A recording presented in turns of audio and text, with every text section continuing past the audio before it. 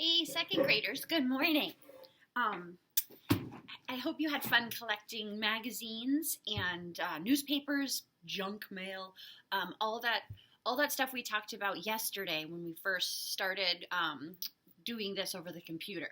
I'm thinking that if I show you a couple things I found in ways that I can use newspaper and magazines and whatever else you can find. Like I said, you could even write your name over and over and over again, or you could just you could take a piece of paper. I have this yellow legal pad I bring everywhere with me for all my crazy ideas.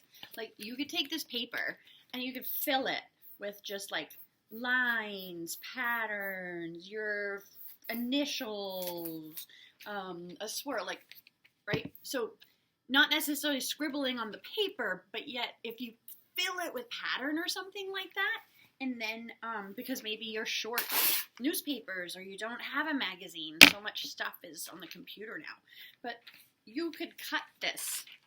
You could turn this into the pupil of an eye, or if you wanted to make an animal, it could be see how all of a sudden that goes from, I've cut it into the shape of an eye, but do you see how it doesn't matter what you have at your house?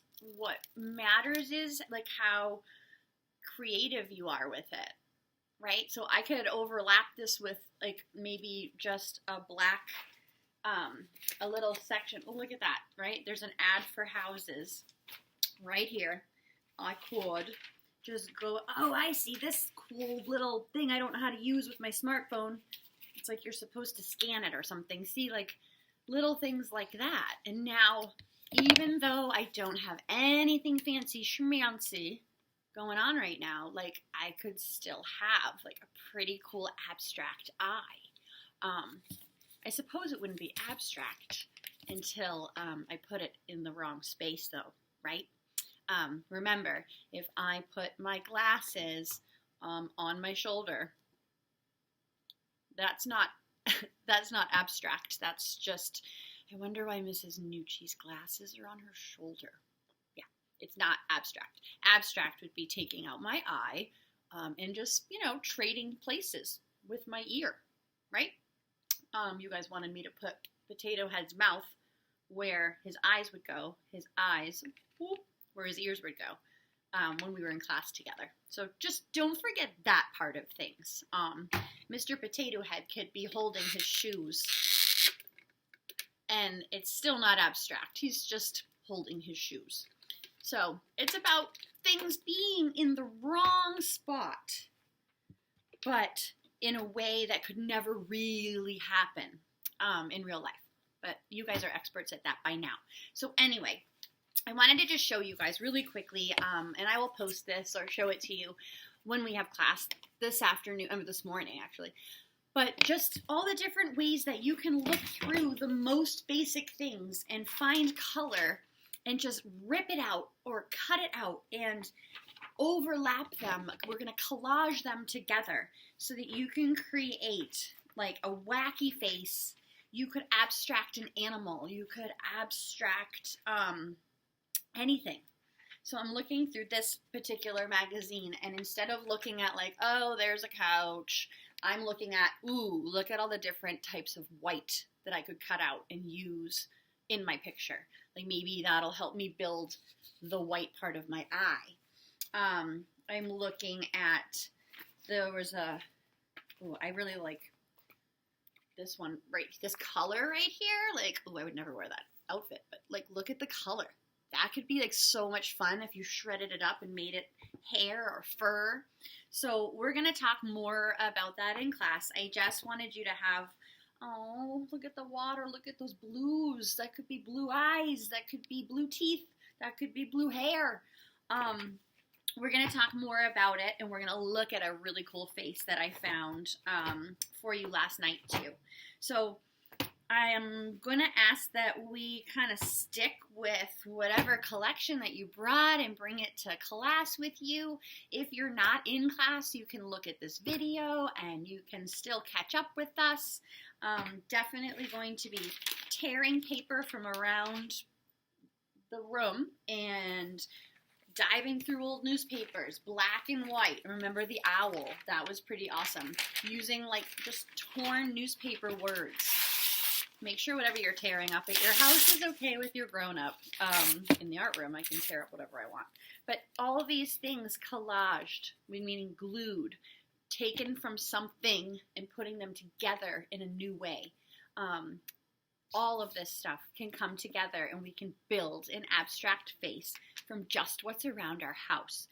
I have a glue stick here. You guys recognize these. If you don't have glue at home, it doesn't matter. You could still be collaging these together and just arranging them. And as long as you keep it flat and somewhere safe, it wouldn't matter if you are unable to attach it. Like, you can do so many things in art without scissors and glue and without like really fancy paper. And that's what I want us to really appreciate while we're home. And I still think we're going to be, well, I know we're going to be able to make like amazing portraits, and they're going to go with the cardboard ones that we were working on in class together. All right. So I'll see you soon. I'll make you another little video, like red car. I love this color. I could cut it out and use it for like, maybe I'll put a red streak in my hair, you know, have fun with it. Maybe this adorable dog will be my earrings. Okay. So I will see you soon. Gather up the things you would like to use that are available to you, and make sure you say, hey, grown-up person that lives in my house right now, can I tear up this newspaper?